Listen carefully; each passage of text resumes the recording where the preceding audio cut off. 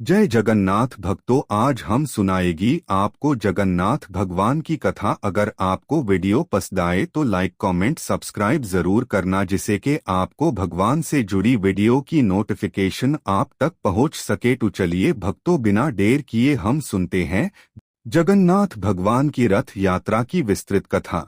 बहुत समय पहले मालवा के महान भक्त राजा इंद्रद्युम्न भगवान विष्णु के परम उपासक थे। उनके मन में एक ही इच्छा थी, वे भगवान के ऐसे दिव्य स्वरूप की स्थापना करें जिसके दर्शन से हर भक्त का कल्याण हो। एक रात राजा को स्वप्न में भगवान ने दर्शन दिए और कहा, हे राजन, मैं नीलाचल पुरी में नीलमाधव के रूप में विराजमान हूँ। मुझे खोजो और मेरी स्थापना करो। राजा ने तुरंत अपने सेवकों को चारों दिशाओं में भेज दिया। अंततः उन्हें पता चला कि भगवान नीलमाधव एक वन में गुप्त रूप से पूजे जाते हैं। जब राजा स्वयं वहां पहुंचे तब तक भगवान अंतर्ध्यान हो चुके थे। राजा बहुत दुखी हुए और कई दिनों तक उपवास कर भगवान से प्रार्थना करते रहे।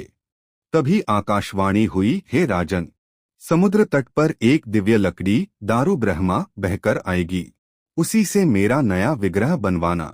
कुछ दिनों बाद समुद्र किनारे एक विशाल दिव्य लकड़ी मिली। उसे कोई भी हिला नहीं पा रहा था। राजा ने भगवान का नाम लेकर प्रार्थना की, तब वह लकड़ी स्वयं हल्की हो गई और बड़े सम्मान से मंदिर तक लाई गई। उसी समय एक वृद्ध बढ़ी के रूप में विश्वकर्मा आए।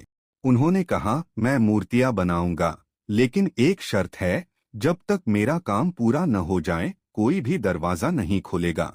राजा ने शर्त स्वीकार कर ली। कई दिनों तक भीतर से कोई आवाज नहीं आई। रानी चिंतित हो गईं कि कहीं वृद्ध बढ़ी को कुछ हो न गया हो। राजा भी अधीर हो गए और उन्होंने दरवाजा खोल दिया।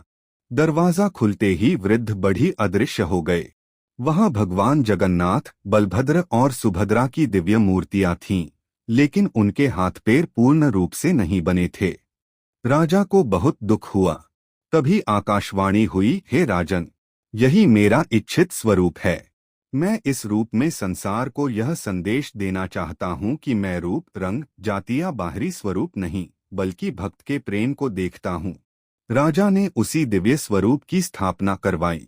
तभी से पुरी धाम में भगवान जगन्नाथ अपने बड़े भाई बलभद्र और बहन सुभद्रा के साथ विराजमान हैं। हर वर्ष आषाढ़ शुक्ल द्वितीया के दिन भगवान जगन्नाथ, बलभद्र और सुभद्रा भव्य रथों में बैठकर गुंडिचा मंदिर की यात्रा करते हैं। लाखों श्रद्धालु रथ की रस्सी खींचते हैं। मान्यता है कि जो भक्त श्रद्धा और प्रेम से रथ खींचता है, उस पर भगवान जगन्नाथ की विशेष कृपा होती है और उसके जीवन के कष्ट दूर होते हैं। कथा का संदेश: भगवान जगन्नाथ हमें सिखाते हैं कि सच्ची भक्ति बाहरी रूप से नहीं, बल्कि प्रेम, विनम्रता और निष्काम सेवा से होती है। जो भक्त सच्चे मन से भगवान को याद करता है, भगवान स्वयं उसके जीवन में रथ पर बैठकर कृपा बरसाते हैं। जय जगन्नाथ।